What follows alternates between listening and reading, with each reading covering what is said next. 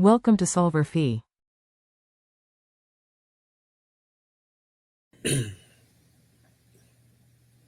This is the answer to Chapter 27, problem number 10 from the Smith Organic Chemistry textbook.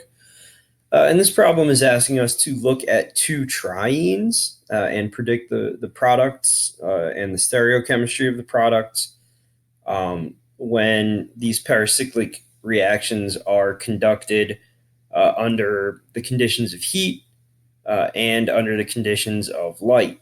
And so we've already talked about in earlier problems that heat and light are going to give opposite results. And we've talked about that the oddness or evenness of the number of double bonds in a polyene will determine whether you're going to get conrotatory or disrotatory rotation depending on the energy source. So the first place to start with this problem, I think, is to decide sort of what our conditions are going to be. And so each of these is a triene. So tri, of course, means three. Three, of course, is an odd number. And so we know that we're going to have an odd number of double bonds for this entire problem.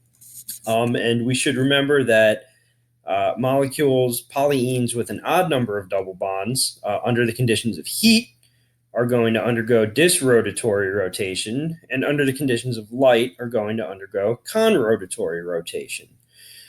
So having sort of established those ground rules, we can then look at each of these trienes. And so for A, we're given this triene, this first triene as I've drawn it here. And probably the best way to approach problems like this is to redraw this molecule so that we have it in a conformation where it's easy to picture the polycyclic reaction that's going to happen. So the first thing I did was to redraw the molecule. We can then think about the way that the electrons are going to move so that we can start to see what our product will look like. So we'll form our new bond there. The double bonds will move around. And so in both of these cases, the product that we're going to get is going to have a six-membered ring in it. So there's our newly formed six-membered ring. Our double bonds are moved, so they will be there and there. And then we need to consider the stereochemistry of this molecule. And it's pretty straightforward. We just need to follow the rules that we established at the beginning of the problem. So this is an odd number of double bonds in this polyene. So first we're looking at heat. Heat will give us disrotatory rotation. And so these two ethyl groups are sort of facing opposite ways to begin with, but they're going to rotate opposite to one another. And so they will actually end up on the same side of the molecule when this reaction is conducted with heat. And so there they are, cis to one another. So now, and I'm just going to extend this arrow just so that I have a little bit more space to draw this product. So then when we look at the exact same reaction, but conducted under conditions of light instead of heat, we see that the molecule will actually be exactly the same. The stereochemistry is just going to be different. So let me also just write in with heat, that was disrotatory. With light, of course, it will therefore be conrotatory. So again, the molecule is going to be exactly the same in every way, except that the stereochemistry will be different. So we got cis stereochemistry as the product when we used heat. We'll get trans stereochemistry as the product when we use light. And so there's our trans product. Of course, it could be either of the trans products, enantiomer.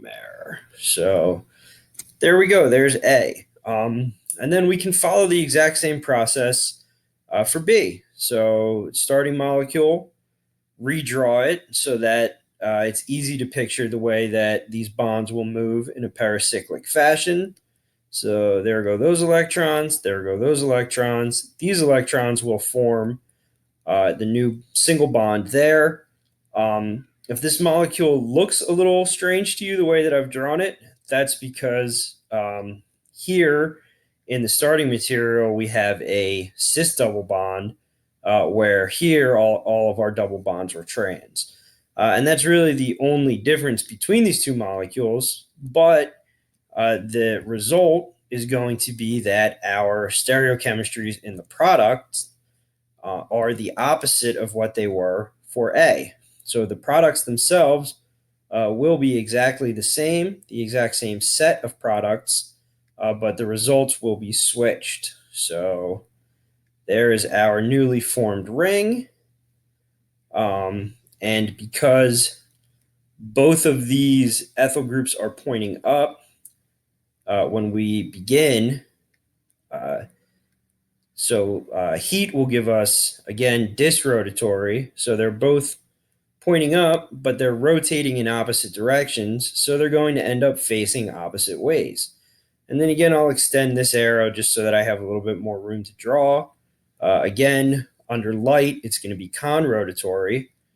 So the molecule, once again, exactly the same. Ooh, that's ugly. Let me redraw that. Once again, exactly the same as these other three molecules have been. The only difference will be the stereochemistry. So there we go. The ring is the same. And then again, when we think about it, both of these ethyl groups are sort of pointing up in our starting material. They're both going to rotate in the same direction because it's conrotatory rotation. And so since they're both going to rotate in the same direction, they're both going to end up facing the same way again in our product. So there we go. I should note for this first part of B with heat, again, you can get the enantiomer there, just like you could with light for A. So for B, there we go. And that is the answer to chapter 27, problem